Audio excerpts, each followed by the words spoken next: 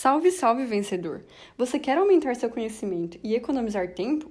Então você está no lugar certo. Inscreva-se no canal e vamos juntos em busca do nosso sucesso. Tem bastante coisa aí pra gente pegar. E você começou lá em 97, 98, com essa parceria com o seu irmão, você comentou. E hoje, 2021, quando a gente está gravando esse vídeo, o que mudou no seu perfil de investidor, desde aquela época, começando pra cá? Então, o próprio perfil de investidor, aquela coisa de arrojado, moderado e agressivo e conservador, já é uma coisa que deveria ser desconstruída. Não serve pra nada aquele perfil, ou pelo menos ele é muito mal feito.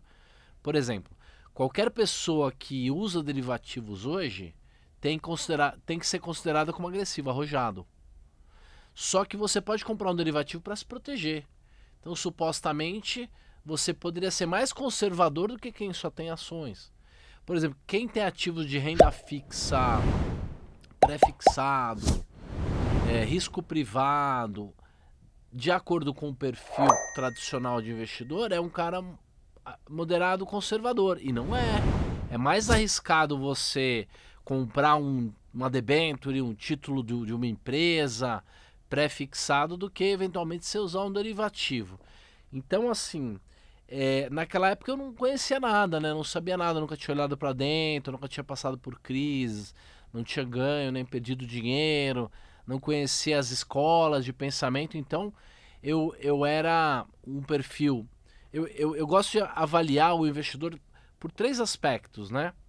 Então, o quanto ele tem de conhecimento, o quanto ele tem de tempo para se dedicar ao portfólio e o quanto ele tem de dinheiro. Então, naquela época eu não tinha nenhum dos três, né?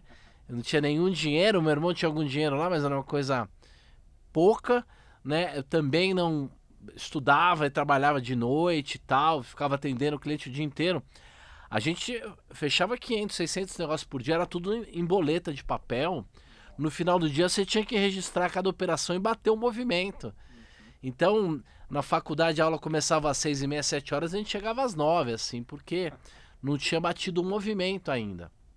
Então não tinha tempo para dedicar a própria carteira e também não tinha conhecimento nenhum, né? Então estava ainda começando, mas é uma grande aventura. Eu acho que, primeiro, investir é uma obrigação e uma necessidade de qualquer um.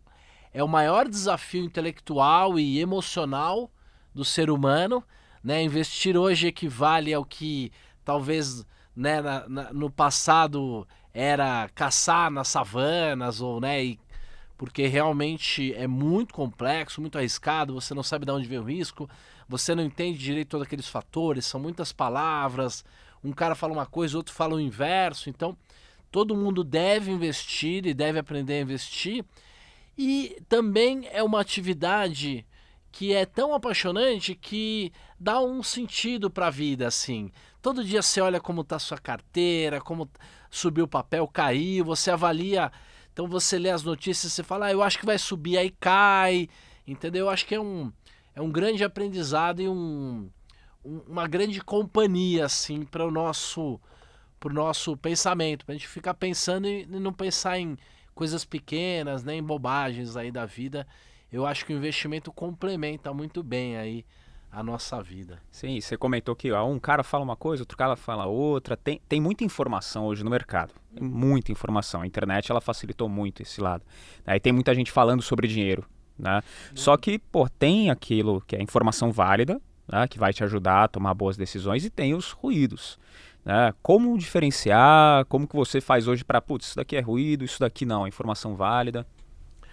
A primeira ou a segunda reunião que eu fui lá na corretora do Bradesco, quando eu comecei, era reunião de mercado de manhã, todas as mesas se reuniam, e eu comprei um caderninho assim, que eu tenho até hoje, e eu anotava, a Coreia subiu, a não sei o que, Malásia, tal, isso leva aquilo, a inflação e tal.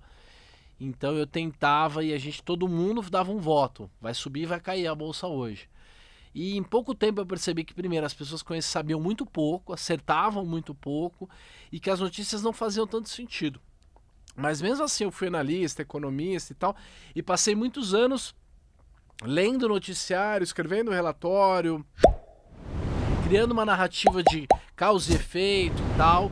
E acho que é muito importante todos os investidores estão começando a tentarem ler as notícias e criar uma relação de causa e efeito, mas o fato é que a gente poderia sobreviver sem as notícias, né? Elas são sua grande maioria elas são ruídos, né? São continuidades de uma mesma ideia, elas não são de fato aquilo que mexe o mercado. O mercado, por exemplo, para uma economia subir, para um PIB ser maior ou menor, 3 milhões de variáveis são envolvidas. Quando você estudava na escola a equação de segundo grau, terceiro grau, com 3 variáveis, lá já era difícil, você já não queria fazer, né? Então imagina você tentar prever alguma coisa que tem 5 milhões de variáveis e que uma interfere na outra, que coisas externas mudam. Então, assim, eu acredito que você tem que ter uma mente completamente aberta, escutar todo mundo, ver todas as escolas. Existe uma separação muito clara da teoria, da técnica e da prática. Então a teoria é todas as ideias, toda essa questão econômica e entender o que causa o quê. A técnica é o techniquez, é saber o código alfanumérico, o dia do vencimento, a regra do contrato, quando é que o resgate do fundo. Quer dizer, a técnica ela é muito importante no investimento e com certeza a prática. Com certeza a prática. E acho que mesmo que você não esteja completamente preparado ou tenha pouco dinheiro, você tem que começar da maneira mais simples possível e estar correndo risco, estar com o skin in the game, como diz aí o filósofo e investidor Nassim Taleb, vai aumentar muito a sua inteligência. Porque você vai aprender matemática porque precisa, porque é do seu interesse. E não vai ser trigonometria às 7 da manhã quando você era criança. Então, assim, é muito importante aprender a separar o ruído dos sinais. E para isso, você tem que ter uma estratégia de investimento que não dependa das notícias de curto prazo. Não pode depender das notícias de curto prazo.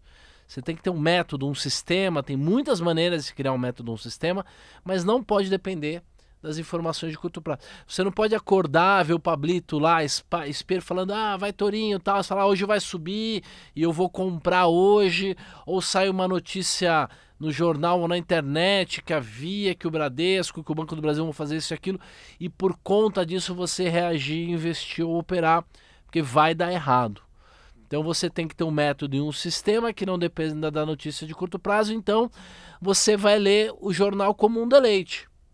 Para entender, puxa, você vê, todo mundo estava otimista, mas caiu. Pô, você vê, né, a inflação ia acabar com o mundo, mas agora ela está negativa. Então, eu acho que essa é uma boa técnica. Você não depender do jornal, mas você tentar aprender como é que as notícias abalam, mexem nos sistemas e no mercado. Essa conclusão ou essa concepção que você desenvolveu de ter estratégia, foi algo que a experiência te deu? Ou lá no começo alguém chegou para você e falou, Roxo, faz assim, assado, tem uma estratégia? Como que foi que você chegou nessa conclusão? Eu não sei exatamente quando, mas muito provavelmente alguém me avisou, alguém me falou e as coisas foram sendo criadas, né? Mas eu me lembro claramente, quando eu saí do Bradesco e fui pro Safra, eu recebi uma luva. Tá? Eu tive grana. Os caras me pagaram uma grana, tipo 50 mil reais, assim, né? E aí eu pude, pela primeira vez, ter um dinheiro para investir. E aí, como eu era um banker e trabalhava lá com renda variável, tinha que chegar cedo no banco e tal, então eu decidi montar um sistema. Falei, não, vou montar um método que não dependa muito de mim. E aí eu, ali na frente do Safra, que é ali na Paulista, trabalhava naquele prédio lá do Safra, na frente tinha um conjunto nacional que tinha aquelas livrarias Cultura. Não aquela grandona, eram várias pequenas, Cultura mesma, e uma delas era só de business, livros em inglês e tal. Então ali eu procurava livros de quant, livros de como montar um algoritmo e tudo mais. Eu já tinha dado aula, já tinha aprendido análise técnica. Então ali eu criei o primeiro sistema, mas eu acredito que a primeira curso de análise técnica que eu fui em 97, alguém já deve ter me falado da importância de ter um método, né? Porque se você não tem um método, você é obrigado a tomar a decisão mais importante no pior momento, e aí você vai pagar a conta, só vai fazer bobagem, né? Sim. É que hoje o pessoal tem muito essa ilusão, sem método nenhum, vai lá e fala, putz, acho que eu vou colocar aqui, principalmente criptomoeda, que está muito em alta agora, né, vou colocar aqui e vou esperar acontecer de ficar milionário, né? Coloque 5 mil e espere virar 1 milhão, por exemplo. Então, isso esquece.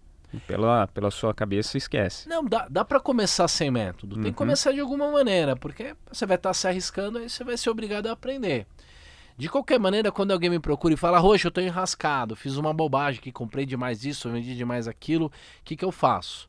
Aí a primeira pergunta que eu faço pro cara é, qual era o seu plano? O que você tinha decidido fazer se o mercado caísse ou subisse? E o cara, não montei o plano. Então eu falo, beleza, então eu vou te ajudar aqui e tal, mas na próxima você tem que ter um plano. Então é muito importante ter o plano. E planos muito simples resolvem a questão. Dependendo do tipo de informação que você for usar. Então, ter um método é 50% do processo. E teve alguma pisada fora do método, alguma bola muito fora que você deu, algum erro que você cometeu, tendo ou não o método, que você nunca mais cometeria de novo? Normalmente você faz um método, mas ele é ralo no começo. Ele não prevê todas as possíveis alternativas que o mercado pode trazer. Então, por exemplo, a primeira vez que eu quebrei em janeiro de 2004, eu administrava carteiras, eu já tinha recebido, acho que até a licença de gestor que eu tenho, né, de CGA, hoje chama CGA, mas eu recebi a licença da CVM em 2003 para 2004, então eu administrava umas carteiras e fazia uma estratégia em que a Telemar, que era o papel mais líquido do Brasil naquela época, 30% da Bolsa Brasileira era a Telemar, hoje a Telemar é a Oi, né? Então a Telemar não podia subir mais que 35%. E aí eu fiz estudos históricos e falei, ela nunca subiu mais que 35%, então ela não subirá mais que 30%. Olha que burrice, olha como eu era um cara estúpido. E obviamente, eu ganhei dinheiro vários meses, né? Porque ela quase nunca subia 35%, mas quando em janeiro, fevereiro de 2004 subiu, eu perdi um monte de grana e aprendi mais uma. Então, o próximo método, o sistema que eu criei, ele tinha que ser um pouco mais robusto e considerar mais coisas, mais alternativas do que esse anterior, né? Sempre assim. A atualização é importante da estratégia também, né? Não é só definir, tá ali escrito em pedra e acabou. Tem que ir atualizando com o tempo também. É por isso que até vai virando um algoritmo mesmo. Porque são regras você consegue colocar em lógica você consegue programar. Por incrível que pareça, uma instituição financeira, ela funciona da seguinte maneira, Fabrício. Ela é separada em o Portfólio Manager, que é o cara que tem as ideias, que define as estratégias, que enxerga o futuro, que faz simulações. Você tem o Risk Manager, que é o cara, né, que é o gestor de risco, que não deixa o Portfólio Manager, o estrategista, fazer bobagem demais. E depois você tem o Trader, que é o cara que executa. Né? Como o investidor, pessoa física, ele tem que cumprir esses 3 papéis sozinho, ele se enrola. Né? Por quê?